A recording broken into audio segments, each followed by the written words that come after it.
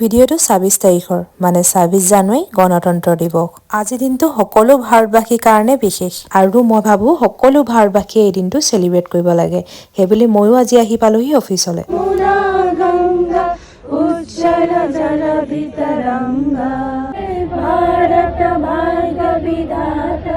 সৰু পৰা ধৰি আজিলৈকে ভালকে পতাকা উত্তোলন কৰা সময়ত হাৰ নাপালোৱেই, নাই স্কুল কলেজত নাই অফিচত।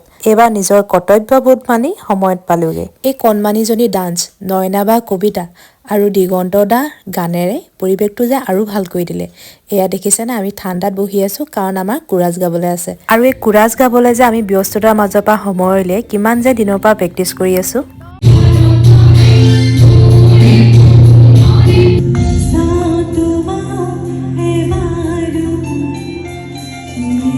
কোৰাছৰ সম্পূৰ্ণ ভিডিঅ' দিম বাৰু। এতিয়া এই হাঁহি থকা ধুনীয়া মুখৰ কেইগৰাকীৰ কথা কওঁ। মোৰ অফিচ লাইফটো ফান আৰু ইণ্টাৰেষ্টিং হৈ আছে ইহঁতৰ কাৰণে। লগতে আমাৰ সৰু সুৰা ইণ্টাৰেষ্টিং প্লেনবোৰ বনিয়ে থাকে, যিবোৰ আপোনালোকৰ লগতো শ্বেয়াৰ কৰি থাকোঁ। আজি দিনটোৰ ২ নম্বৰ পাৰ্টো আহি আছে দেই, চাবলৈ নাপাহৰিব। Bye bye.